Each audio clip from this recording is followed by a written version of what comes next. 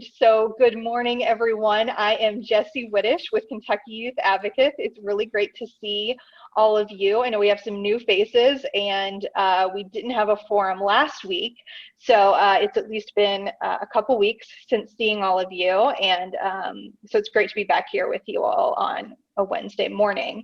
So just a quick note before we get started today that we are recording today's forum to share as both a video and as a podcast. So we ask that you stay muted, but we are taking questions and comments via the chat feature. So some of our panelists have already said they'll try and answer questions in the chat, and we'll try and get questions to our moderator as well. So that we can get to those, because I know there may be some kind of specific questions that folks have. So with that, I am going to turn it over to Dr. Terry Brooks. Hey, thanks, Jessie. Very disappointed I did not see the phrase dark chocolate cicadas in your answers, but there we go. A lot of protein there. Well, good morning. As we always do at each of our 48, 49 forums that we've had, we want to welcome those of you whose faces are very familiar, you perfect attendance pin people. And we are especially excited to see some brand new faces. So we really appreciate you being here today. I want to remind us all that occasionally good things happen in Frankfurt. It was a couple years ago where there was genuine debate whether the response to school safety should be around where teachers got trained on firearms, and whether we needed an entire division of school resource officers, because of what I think was some really thoughtful leadership in both the House and Senate, aided by important community voices, including Joe Bargione, who was on the oversight committee. The efforts around school safety took a very, very positive direction, where they became more about non-cognitive, emotional, and social supports, where the issue of resiliency and trauma-informed practices rose to the surface. And that's where we find ourselves today. So again, I think it's so important that we occasionally stop and say, hey, there can be real differences coming out of the state capitol. We're at a pivotal moment where a lot of the conversations around resiliency and trauma-informed supports in school go from rhetoric to reality. And because that reality is that as of July 1, every school district in Kentucky has to have a trauma-informed plan. That's the good news. The not necessarily bad news, but the area that I continue to be a little worried about is, what do those plans look like? I mean, can you have a trauma-informed plan adopted at the local level and still practice corporal punishment? Can you have a trauma-informed plan adopted at a local level and not have some really thoughtful assurances around SRO presence in schools?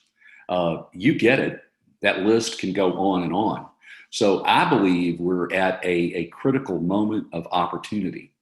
Dr. Kish Cooney-Price, who is one of our newest colleagues at KYA, we are delighted to have Kish there, along with an expert panel, is going to talk about that. So I don't want to bury the lead or steal their lines, but I do want to just emphasize one thing. These plans are the purview of local school districts, not the Kentucky Board of Education, not the Kentucky Department of Education, not the Beshear administration or the Senate or the House. We're going to have 172, 174, however many school districts there is this morning, because that number shifts every once in a while. But we're going to have almost 200 different plans. What that means is each of y'all are a constituent of that school district, of your local school district. Each of you, I hope, begin asking your local board members or your local superintendent let me see the plan. I'd like to look at it. I'd like to make some suggestions.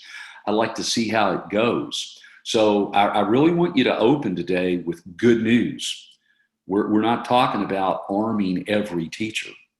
We're talking about resiliency. That's the good news. And way to go, Joe Bargione, for influencing that discussion. But the challenge is not over because the proof is in the pudding. And we want to see what those plans look like. We want you to look at what that plan looks like in your local community. And let's make sure that there's quality assurance and fidelity to whatever plan is introduced. So thanks for joining us. This is a great opportunity for us to be involved in local policy at the school district level. And with that, Dr. Price, take it away. Thank you, Terry. I'm very glad to be here with you all and just want to thank you for devoting your time to this discussion, especially our panelists. So I will start with some very brief introductions so that we can get going on the good stuff. So we have Dr. Stephen Kniffley with us, who is Spalding University's Chief Justice, Equity, Diversity, and Inclusion Officer. He's a faculty member in the School of Professional Psychology and the leader of Spalding's Collective Care Center. We have Superintendent Michael Ford, who is the superintendent of Russell County Schools, and Dr. Joe Bargione, who is Bounce Coalition's trainer and the executive committee member. So I'd like to start with just level setting a little bit here and backing up to what do we mean when we talk about trauma informed. So Dr. Kniffley, if you don't mind getting us started, if you can talk a little bit about what that means when we're even mentioning a trauma-informed plan. What does trauma-informed mean? Yes, good morning to everybody, and thank you for the opportunity to be here with such a distinguished panelist and panel of guests. When we think about the school district specifically, many of our youth are showing up in spaces with behaviors and emotions such as hypervigilance and aggression and irritability and challenges in decision-making and anxiety and sadness. And so when we see those behaviors, we have some options, two options specifically. We can either ask the question, what is wrong with you? Or we can ask the question, what has happened to you? And so when we lead into the question of what is wrong with you as we interpret the hyperaggression or those decision-making difficulties or things along those lines, that's moving us into a space where we create disproportionality when it comes to disciplinary proceedings. When we see a kid as internalizing behaviors or something along those lines. But when we ask a kid, what's happened to you, that's when we're utilizing more of that trauma-informed approach. And so that's kind of where we're level setting when it comes to thinking about what does it mean to be trauma-informed, is how we interpret the difficulties and the challenges that our youth are bringing into the school setting by asking the question, what's happened to you versus what is wrong with you? Wonderful, thank you. And I think you hit on a very important point that really speaks to the need for addressing the system or the surroundings. And so that's a perfect segue for a question for Superintendent Ford, which is why is it important to have trauma-informed schools? Well, as Dr. Kniffley noted, we're not immune. We're in the cusps of everything that happens in society. Schools are, right? And oftentimes we're the epicenter of that. If there's domestic violence, if there's drug abuse, whatever, physical abuse, sexual abuse, emotional abuse of children, we're the center of all of that. We're in the midst of all that. And I love what Dr. Kniffley said. I've heard Joe say it many times. Dr. Joe is, instead of what's wrong with you, what's happened to you. And as we've had this training, we've been blessed in Russell County Schools, been with the Bounce Coalition now for over 2 years, and have to be able to have all that training for our faculty and staff administration. I think back to some of our bus drivers and some of our instructional assistants after some of this training, and they call me afterwards, or they text me afterwards, or they meet with me and they say, I was one of those children. I had that abuse, but nobody was there for me. I think so much about a lady at one of our elementary schools. She's an instructional assistant, fabulous person. But then she started sharing some things with me, but she didn't have anybody to go to. She didn't have anybody that that was knowledgeable or just had a basic understanding of this. And she said, and she turned out fine. She's a productive citizen and everything, but she made the statement to me, what could have been different for me had we had this training when she was in school, and we've been able to better respond to it. So in today's society, well, in any society, I think it's not just a practice, it should be a responsibility, a moral responsibility to be able to respond to our students, our families, not in an adversarial way, but literally the spoke and the wheels to keep everything going for our kids. Thank you. Yeah, I wonder too, I know Kentucky Youth Advocates as well as Bounce Coalition has always been really adamant about pushing for a trauma-informed environment in schools and families and community. The question, I think, is around understanding context and where we are today. So it was already a big need for more trauma-informed communities, but given that our kids and our educators, our administrators have all experienced a time like many have never experienced, right? And continuing to have so many questions around what's next. A lot of people feeling insecure, not feeling safe, questioning even, just the temperature of our nation, right? Like not even knowing what's acceptable to say, right? In school environments, and with kids, walking into schools, some of those schools that were heavily armed, I guess I would say, with support for security, SROs, school resource officers, but not necessarily having mental health professionals in the buildings. I'm just wondering what your thoughts are, Dr. Joe, about that. How did the School Safety and Resiliency Act of 2019 originate? And, what are your thoughts about best implementation at this point, at this juncture, knowing that it's much more than what we thought it would need to be in 2019? Sure. Well, first of all, thank you to KYA to inviting me to be part of this panel discussion.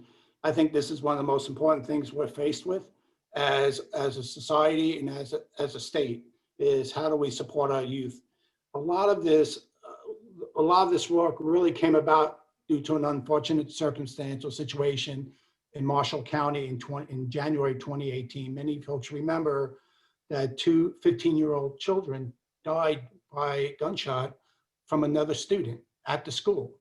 And so as a result of that, that really caught the state by surprise, that this actually happened within our state. And so as a result of that, the state legislature in 2018 created a work group that was made up of mostly state representatives and state senators, but then ex officio members. And I was fortunate enough to be on that work group, along with the superintendent, John Akers from the Center for School Safety, a parent, a student, a principal. And so the initial focus, as you can imagine, originally was all around physical safety of young people in schools, because the 2 children died by gunshot within the school boundaries of the school walls. Well, as we went around the state and we had conversations throughout the different communities around the state, talking to experts, the original framing of the bill focused on physical and psychological safety. We have to make sure our children are safe at schools. The interesting fact is, in many of our communities, the schools are the safest places for kids to be, right? But so there's a lot of conversation around physical safety, making sure all the doors are locked, making sure you have security systems and cameras and all that kind of stuff. And then also adding on additional personnel, such as SROs, in that context. They also focused on the psychological safety. So a child needs to feel physically safe and at the same time to be psychologically safe. And so a lot of the conversation focused on that. But what I'm very proud of in the bill, and a lot of times it doesn't get mentioned as much, when you talk to people in the community, well, yeah, they talk about Senate Bill 1, the School Safety Act, right, or the School Safety Bill. But the actual title of the bill is the School Safety and Resiliency Act, okay? And I think it's the resiliency piece that's really going to propel Kentucky going forward as a state, because resiliency are skills that enable our children to bounce back from different events in their lives. And A lot of times we refer to those as adverse childhood experiences or ACEs or trauma. Just to kind of set the context for that is in Kentucky, unfortunately, we lead the nation in some in a negative way on health outcomes, but also around ACEs events. We lead the nation, unfortunately, in situations where our children live in home where there's domestic violence. We are #1 in the nation for that. We're also in the top 5 on incarcerated adults, okay? So what that means is that we have to do more work on building resilient students. We're already doing work around building good readers, good writers, good mathematicians. That's what schools do, is we educate kids. And I think that's our obligation, working with our community partners, is to build good, resilient young people. So when they graduate high school at Russell County High School, if I'm a Laker graduating in 2021, not only do I need those academic skills and those cognitive skills, but I need those resiliency skills. So when I do have an adversity in my life, I'm able to bounce back from that. Whether I didn't get my first job or any of those issues that could really throw people off track. And then the second piece about the resiliency is also what the pandemic has done to us. It has really brought to the surface or to the forefront the mental health needs of young people, right? So I think what we're doing as school districts and out-of-school time providers, and many of the folks, if you're a child-facing organization, you are dealing with the effects of the mental health of young people. And the way we need to think in terms of how do we build those resiliency skills, make sure we have a good framework of support to meet the needs of all our students and build those resiliency skills. So when they do graduate from any of the hundreds of high schools in Kentucky now, they have those academic skills, critical thinking skills, but also those resiliency skills to deal with adversities in their life. Thank you so much for that. Yeah, I think one of the kind of national conversations around the need for more mental health professionals in schools really could benefit from also seeing that through the equity lens.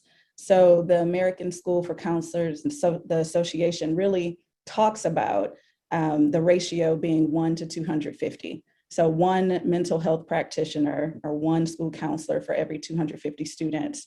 And we know we are not near that mark for many of our schools and school districts across Kentucky.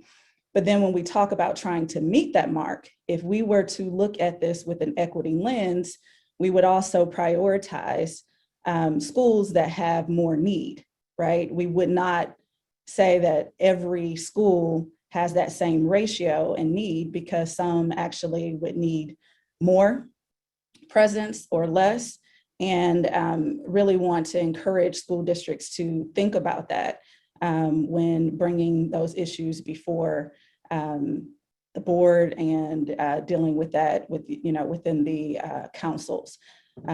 So I do want to kind of circle back a little bit now to Dr. Kniffley.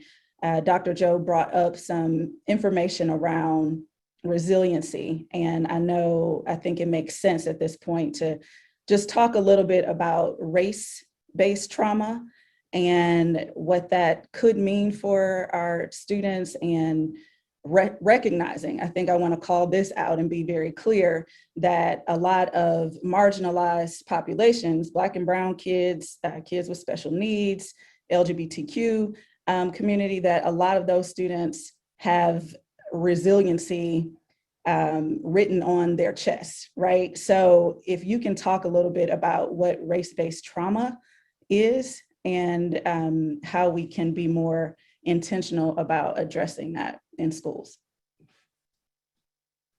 Sure. Yeah, thank you so much. I'm going to just offer up a brief quote here as a way to just kind of frame the conversation. It's from Dr. Carter G. Woodson, who is the founder of Negro Week, which ultimately became Black History Month. He says here, the same educational process which inspires and stimulates the oppressor with the thought he is everything and has accomplished everything worthwhile, depresses and crushes at the same time the spark of genius in the Negro by making him feel that his race does not amount to much and never will measure up to the standards of other people. And so there's a double pandemic, essentially, if you will, that our Black and brown youth have been experiencing over the last year. And so there's the one that we're all familiar with when it comes to struggling with the health and mental health consequences related to COVID-19 and what that has meant for different folks.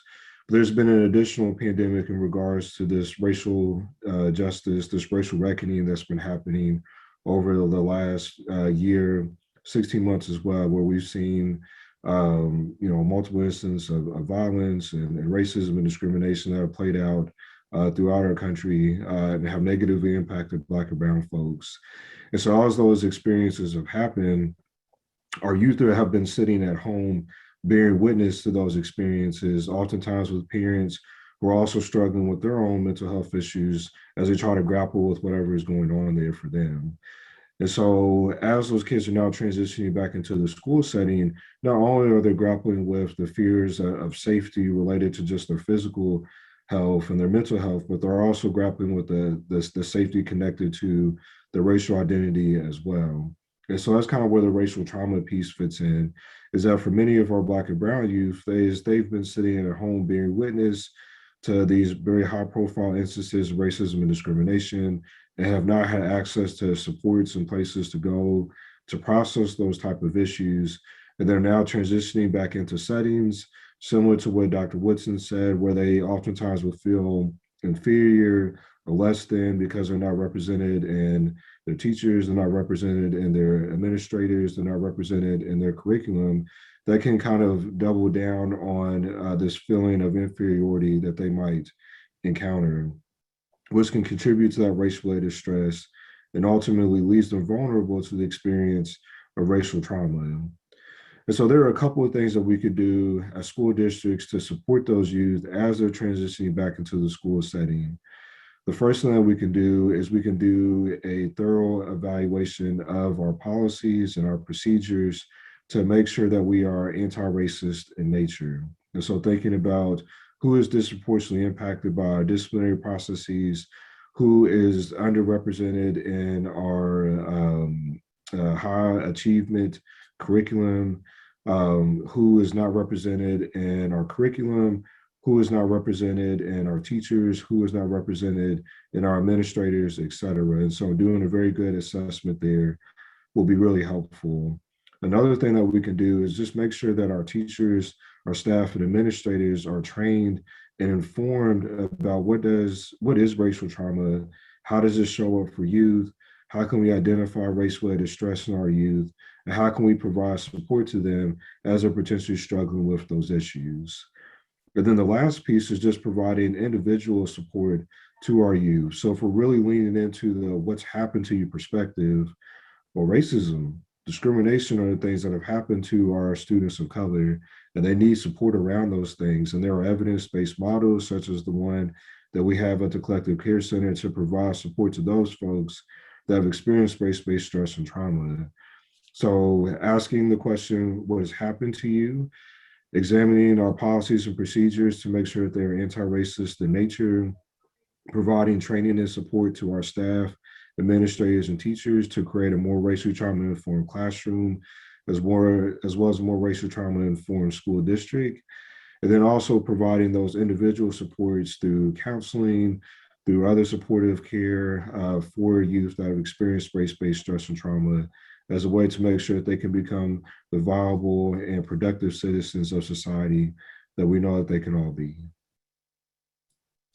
Thank you for that. I think I want to ask you a follow-up question just around anti-racist curricula. I think it would be really helpful for all of us listening in to hear what that is. What does that mean, anti-racist curricula? So there is an African proverb that says, until the lion is able to tell the tale, the hunter will always be the hero. Until the lion is able to tell the tale, the hunter will always be the hero. And so if we think about the history that we teach in our schools, if we think about who's reflected in our curriculum, whose stories are we telling, when it comes to history, when it comes to social science, when it comes to math, when it comes to biology, et cetera. There have been numerous Black and Brown folks that have made considerable contributions in those fields. And oftentimes those stories aren't the ones that are being told.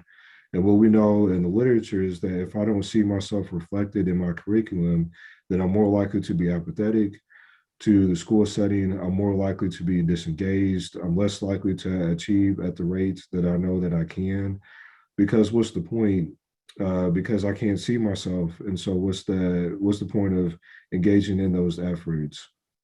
So anti-racist curriculum is all about making sure that there is an accurate representation of people of color in what you're teaching, and making sure that those folks are reflected in the content that you're providing as well. Thank you. I appreciate that. And really helpful to share that information, because I think sometimes when people hear the term, they make their own assumptions about what that means. And we want to be as transparent as possible in helping people to understand the importance of having anti-racist curricula, and also understanding that it's not about blaming any particular person in that room, but understanding our history will help us to have a better today and tomorrow. Not to be cheesy, but you get me. So I think it would be helpful at this point, Superintendent Ford, I know you've had an opportunity to kind of work through some of this within your school district. If you can talk a little bit about what you all have done and what's been working in terms of building a trauma-informed climate and culture. Yeah, again, I can go back to our Dr. Price with our work with Bounce for 2 years. And so I think we were positioned very well then to start on this trauma-informed plan, because we have had this background, and it's so much more, I think, meaningful for our faculty and staff, and really for our entire community, because we've had, this came through our health department. That's where it originally began with. So I'm really big on community partnerships with different entities. I think we're all stronger and better if we collaborate and work together. So Tracy Aaron, that Dr. Joe and them know very well, remember very well the day she called me and said, are you interested in this?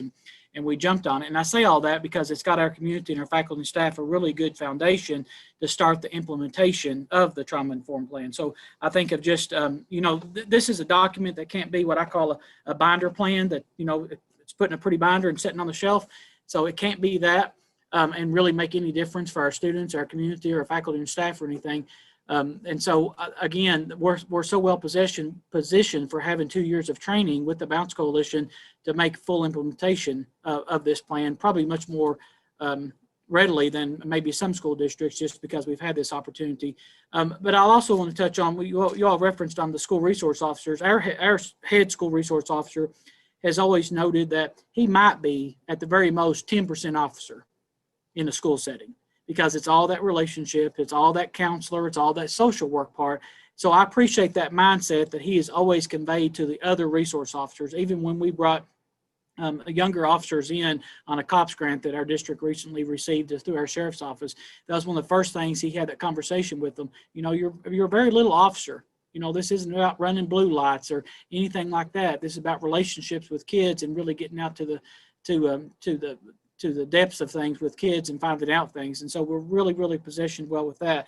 Another thing that we've done good, talking about services and counselor ratio, and you're right, we're nowhere near that 1 to 250 ratio that we need of guidance counselors, but we've always been very open in Russell County Schools. We have a lot of partnerships with a lot of different mental health agencies with MOUs. And so we kind of on the take, if we feel like a child needs counseling therapy, then we ought to provide the space during the school day. So if an outside agency is willing to come in and provide that, we're open to that. And we have a plethora of outside agencies that do that. But then Dr. Joe has always worked with us and said we're really good on that high end part, maybe not so good on that basic SEL curriculum. And so that's where we're really at now, across the board, providing that tier 1 level of support for every student, getting all of our schools trained, Sanford Harmony Elementary, Second Steps at middle, and Sources of Strength at high school. I'm really excited about that because it involves the student component of that and that leadership part of that. But to have that basic level of intervention on trauma and social emotional curriculum, social emotional learning, and what that means for our students. And so that's really our next big implementation. COVID got that delayed for this past year, but we're ready to jump on that for the 21-22 school year. And you all referenced corporal punishment. We banned that I became superintendent in 13. It wasn't maybe a year or two after that that our board was very open to that and realized that that was not a good path in the instance of society. And so we took that out of our policies a number of years ago in Russell County Schools. Kudos to you all for doing that, and really hoping that these trauma-informed plans will encourage others to follow suit for those that still have that as a part of their practice and procedures. I am wondering, how have you helped to get your teachers and other support staff excited about doing this? Like, I know, typically it's a heavy lift when you're trying to change the culture of your schools. So I'm wondering, do you feel like you've been successful in getting buy-in from your staff? I do, and I keep saying it, but it's true. That goes back to the Bounce Coalition. Their training that they have provided for our school district has been so wonderful. And then they felt build capacity for us. I had folks last year that were Bounce University is what we call it, 101 and 102. And so we train the trainer programs and have another group of faculty and staff that will do that this year. So we'll be ready to move forward. At some point, Joe reminds us that they're going to be gone. They won't be here to hold our hand. But so we have to build that infrastructure within our own school community, and great to partnership with Head Start. They reach a lot of students here in Russell County. So we've invited them to participate with us in that Train the Trainer. They had one or two folks last year that participated. They're going to have one or two folks again this year that will do that. But the buy-in, I think again, it's because we've had this 2 years of training on talking about what difference this could make for our community, for our students. We've done a lot of community outreach. Joe's been with us on parent support groups. We've had community screening of the, I won't get that term right, the biology of the stress and Science of Hope, there you go. That screening event, and we had a lot of law enforcement and folks there. Mrs. Damon, our DPP, I can't say enough about her. She's led the effort with Joe and Bev on implementation of the plan. Faculty, staff, administration, they've reviewed it. Now we'll start the implementation, but it's a doable plan. I think that's very key for districts. This isn't something that really looks good on paper, that we can't be implemented and it can't make change. I think that's crucial. This is a very doable, workable plan. But I think it also has to be subject to change. Dr. Kniffley made a good point about we've been in a pandemic, we're coming back to school. We may see things once we get back in that we really hadn't thought about. We've been working through all these things and how we're going to cope and work with our students and our families. But I think you have to be much like a school improvement plan or district improvement plan. You have to be willing to change that. And I think that's key for this too.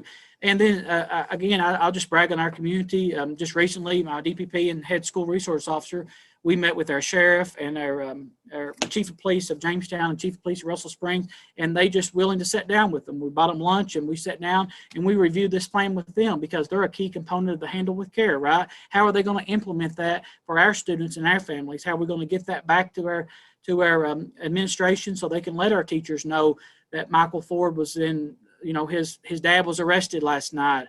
And we may need to just show him a little bit of extra love this morning at school. So they sat down with us and we came up with a really reasonable, easy working plan.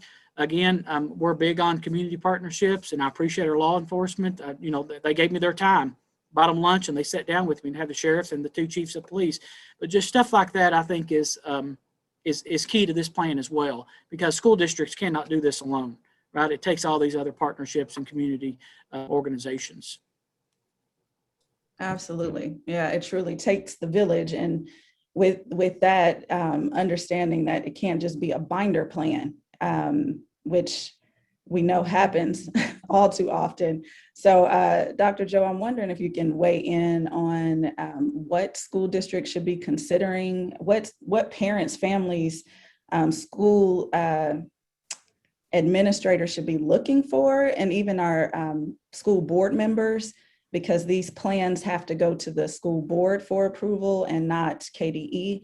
So what should they be looking for if it's really going to be a responsive and robust trauma-informed plan? Yeah, I really appreciate Michael's term, a binder plan. So often local school districts get their, the edict down from KDE or from Frankfurt, you must do this, blah, blah, blah, blah. And it's more, and the thing I want for folks to remember is those trauma-informed plans, which are due by July 1st. I want them to be more than just a compliance document, because I can assure you every district will be in compliance on having a trauma-informed plan by July 1st. Okay, they will have that.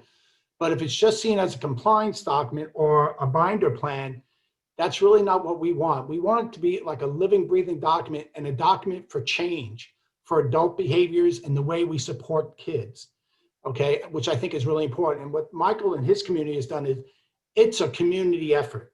It's just not the school district. And as he mentioned, like with the law enforcement officials, the whole community wraps their arms around kids. And the reason why I think it's so important that the community, everybody takes a role in this, is because trauma just doesn't impact the kids 6 hours a day, 5 days a week, 175 days the kids are at school.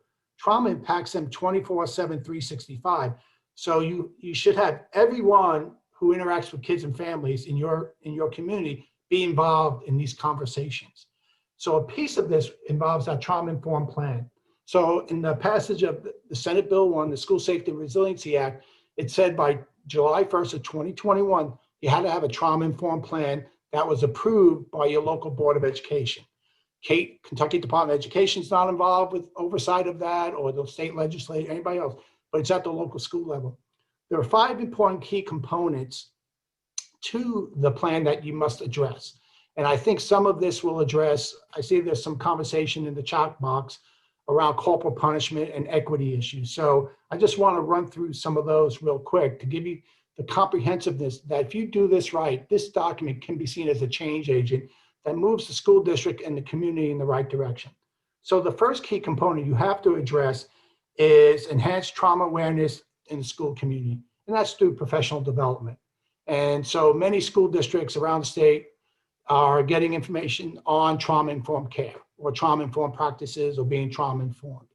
So I know Kentucky Department of Education's put out a lot of information on that, along with other state agencies doing a lot of work in that domain.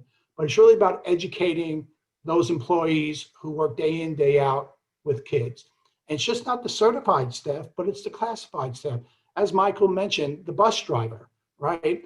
A lot of times they are the face of the school district or the person who's most meaningful to me as a child, right? Or as a parent where I don't have transportation. So the only school employee I know is Miss Jones, the bus driver, okay? So it's important that when we do professional development, everybody's at the table. So whether you're a food service worker or office worker or bus driver or janitor or teacher or principal, you're all part of that conversation. And in fact, down in Russell County, we also had the Board of Education when we did the big training up front. They're part of it because they set policy. So the first key component is around providing professional development. The second one is trauma-informed discipline policies. Do your policies discriminate against certain groups of children? Okay. And so this kind of goes to Dr. Kniffley's point, especially when we're talking about discipline. You know, the data is clear. If you're a child of color or a child with disabilities, you're at a much higher rate of being subjected to discipline for behavior than if you were a white female student. You can display the same behavior, yet you are treated differently, okay? The other important piece that revolves around trauma-informed practices that involve discipline is just think in terms of corporal punishment. Michael mentioned that in his district, they ban corporal punishment. And most districts in the state of Kentucky have banned corporal punishment at the local level. Now, I know at the state level, there's been some effort over the last 4 or 5 years to put a law in place to do that. They haven't reached the finish line. But just think in terms of the messages we're sending if we use corporal punishment with the child. As I mentioned earlier, we lead the nation in child abuse. So think in terms of Joe was a child. Last night, I was in the home where my dad beat me up, right? He was physically abusive towards me.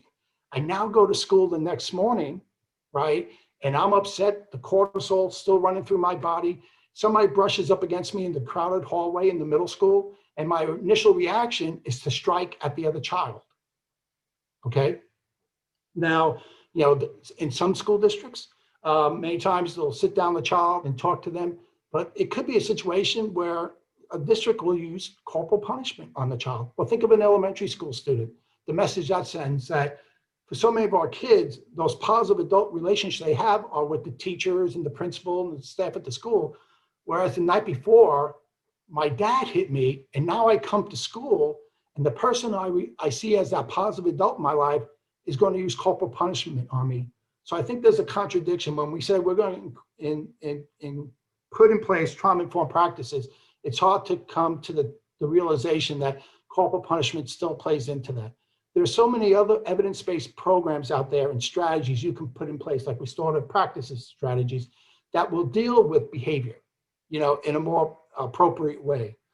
Because we also know when you're dealing with corporal punishment, children of color and children with disabilities also they're more likely to be subject to corporal punishment. So hopefully there's only a handful of districts, less than 20 in our state, still use corporal punishment. So there's some work we can do at the local level. Hopefully, as part of their plan, when they're looking at trauma-informed practices around discipline in their plan, that they consider that. So how do you deal with discipline is that second key component of that. The third one, Michael mentioned this earlier, was the collaboration with law enforcement. And so when a child's exposed to a situation at home, domestic violence, is there some information the law enforcement official can share with the district so we can put some supports in place for that child and not re-traumatize that child through something that we do inadvertently, right? So sometimes a strategies teacher uses, if we see a child off task, we will raise our voice to get their attention. Well, if the night before they were subject to verbal abuse by the parent and I raise my voice as a teacher, I can re-traumatize that child. That's the trigger that brings that child back to the night before when they were being abused. So I think what's important is those partnerships with law enforcement. And the program a lot of districts are adopting, such as what they're doing in Russell County's Handle with Care, okay? So I think that's the third key component of the plan. And the next one is provide services and programs designed to support kids, you know, who have been victims of trauma. And so I think that's an important piece where you're creating a tiered approach, right? I'm very encouraged that we're hiring additional mental health professionals to work in schools to support the mental health needs of kids. But we can't counsel our way out of this problem. We have to have things at the universal level that all children benefit from. So it's an equity issue too, that every child gets what they need and not every child gets the same thing. So we talk in terms of creating that framework of support at the universal level around social emotional learning, at the targeted level, and then at the intensive level. And at the intensive level, that's where a lot of times school districts are getting support from their outside providers, in addition to what the staff they're bringing into the schools. So I see that plan as really the framework, not just in compliance, to be in compliance with the law, but really to help that school district use that plan to make change in your organization. And I like the point that Dr. Kniffley mentioned a little earlier about, you know, going from the mindset of what's wrong with you to what happened to you for every one of our children, especially our children who are discriminated against. But I want to add a third piece to that phrase, going from what's wrong with you to what happened to you and what can I do to help? So if I'm a school district, whether I'm a teacher or a superintendent or a bus driver, what is my role in changing the culture and the climate in my school so the child feels loved, the child knows that he's cared for, and the child knows he's going to be treated with respect and not discriminated against. So I just like to add going from what's wrong with you to what happened to you and what can I do to help? So those trauma-informed plans are important. A lot of districts already do many of those pieces, but it's a way of putting those together and sustainability. Because I think that's the other piece is that, you know, in a couple of years, the intense light of the pandemic will be gone. The mental health needs will still be there. So we got to make sure we're when we're doing services, it's both in a sprint mentality. What can we do now? So a lot of districts are doing, like in their summer school program, they're doing social emotional supports there. But in marathon, in 2 years out, what happens? When the light goes away from this important issue, do you have a plan where you can sustain your efforts at that multi-tiered framework of support? That's good. Thank you. I wonder if we're at a place now where I can throw in just food for thought. So based on the 5 components that you just mentioned that school districts should be considering to have a rich trauma-informed plan that's not just a plan, but it actually is implemented within the schools. I'm wondering about that.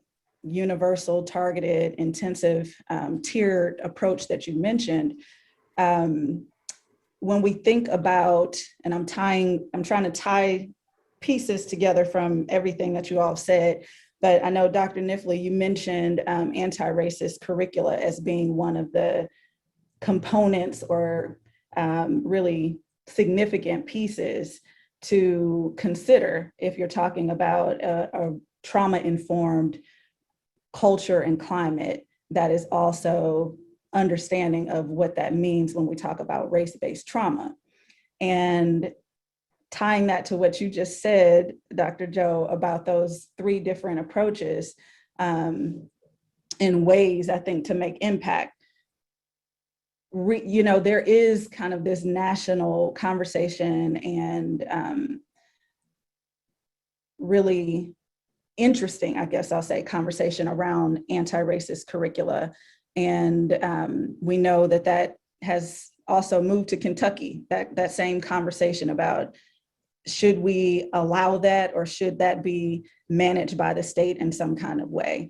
My question to all of you, and this will probably be close to our last question, I think, just depending on how much time you all have to share what your thoughts, but I'm just curious to know what you would recommend if you're talking about addressing that in the trauma-informed plan. And how would you address it? Would you address it? That's the first question. And how would you address it? So I'll start with Dr. Kniffley, if you want to give some thought to that.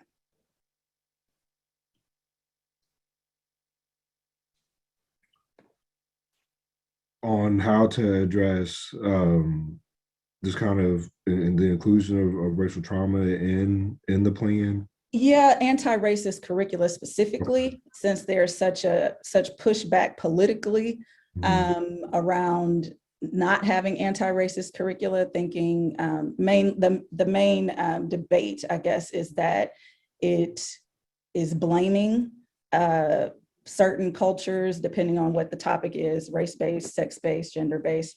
And I know you mentioned that as one of the critical pieces to consider when we're talking about race-based trauma, the importance of having kids have curriculum that they can identify with.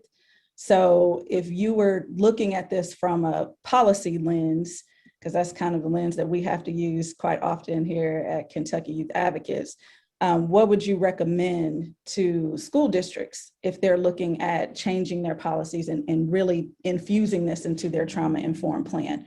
Sure. Yeah. Absolutely, yeah. So I think it's important to do an audit. I think a cultural audit or a curriculum audit will be very meaningful, where you sit down and you go through your teaching curriculum and you look for things like representation or inaccurate portrayals or limited portrayals of certain types of groups or overrepresentation of certain types of groups. And then I think you also have to give folks content and tools that they can use, because those are usually one of the 2 things that happens, is that folks either are unable to see it because we've always just kind of did it that way, or they then ask, well, I don't know any of these people, so how do I include those folks in my curriculum? So, just as we're learning about, the Shakespeare's and things like that, are we also learning about the Zora Neale Hurstons and the Langston Hughes and all those folks that have meaningfully contributed from a Black and Brown standpoint? Those people are there. Those people have made significant contributions to how we understand both Black culture and then just culture in general, but oftentimes those individuals are not reflected in our curriculum. And so I think it's important to do a curriculum audit with a focus on who's represented, who's not represented, and then are we portraying folks in an accurate way when it comes to their lived experience and their connection to American culture. But then also I think it's important, speaking to your other point, to offer a reframe.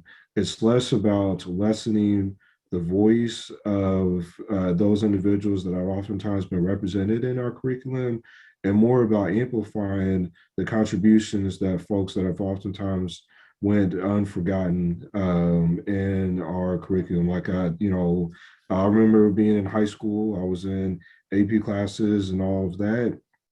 We never talked about a single person of color at all in any of my classes. And my understanding is that oftentimes that's the experience of many Black and brown folks. And if we know what the science is saying, that apathy and achievement are connected to how you see yourself represented, both in who's in your school, but also who's reflected in your curriculum as well.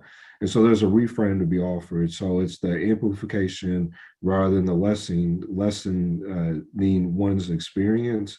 But then also, if we're truly committed to achievement, if we're truly committed to investment and involvement, then we have to go where the science says. And the science says that what they see is what they'll be. And if they see themselves reflected in their curriculum, then they're more likely to achieve, they're less likely to get in trouble, they're less likely to have some of the difficulties that we oftentimes see with our Black and brown folks. So that's kind of what I would offer is curriculum audit, and then making sure to engage in that reframe as a way to encourage others to buy in to that process. Wonderful. Yeah, I think those are great suggestions. And you hit on a really key point for me, just knowing that I felt affirmed and really had, I think it shaped my love for education by having Black and brown educators early on through my K-6 experience. And I did have a similar experience when I, went to high school and had AP classes and never had any references at all to any Black and brown people contributing to whatever the topic was, whether it was calculus or history, world history. And that is sad. And so that is what I think we need to be thinking about when we really look at, okay, what was happening pre-pandemic? Why did we have such disconnection with some of our students? And if we know, to your point, Dr. Kniffley, that we don't have the representation in the classroom that we would aspire to have to really help children see themselves in the classroom, then we most definitely should be pushing for that to be more of a priority for curriculum. So Superintendent Ford, I'm curious about what your approaches are, or what you would recommend, I guess, in having that conversation, because we have to acknowledge that we have a diverse group, politically diverse, I'll say, group of educators in most school districts. And if certain people already have a rub around language, what are your recommendations to try to pull folks in around this? Definitely made note of Dr. Kniffley's comments about the cultural and curriculum audit to follow up on that. Well, I kind of go back to our focus area 2 on our trauma-informed plan. We're going to assess that school climate and the inclusiveness and respect for diversity. And specifically, the goal reads, all students, regardless of race or other differences, report feeling cared for, treated fairly, and safe in the schools. And then the objective with that is staff will know student perceptions about school climate in their building and understand why it's important to make database decisions which promote the best learning. Part of that note's a focus group that we would incorporate with this data. And that was very powerful, going back to a school safety and some other stuff that Dr. Joe did with us. We had this data, right? And we was kind of looking at it. But the best piece of that came when it wasn't led by us, but it was Dr. Joe and Dr. Winch.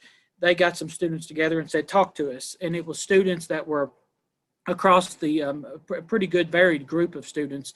And they delved into that without school officials sitting with them. So it was open, safe conversation. And then Dr. Joe reported back to us. So as I think about this and think about some things that Dr. Kniffley had commented on and get a little deeper than what we've got here, I can only imagine that once we get this data back and that we can desegregate it, right? So it doesn't need to just say students feel this way. We need to know which students, which population, the students of color, disability, whatever differences they have.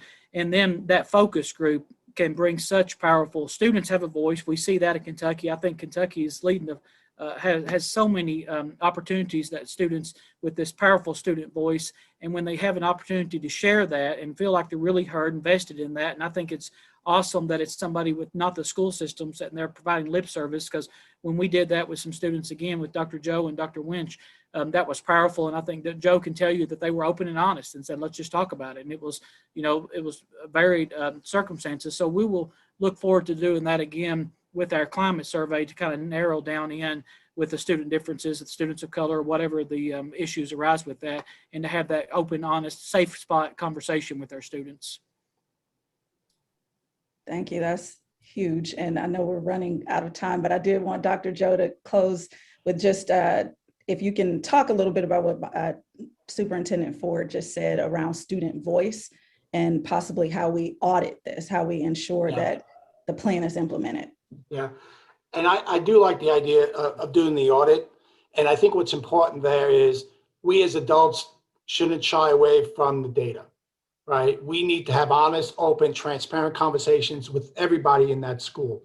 And what they did in Russell County, they brought in the customers, the kids, and had them at the table too. So I think these are going to be difficult conversations because most people aren't going to say, well, I don't discriminate against anybody, or I don't see color.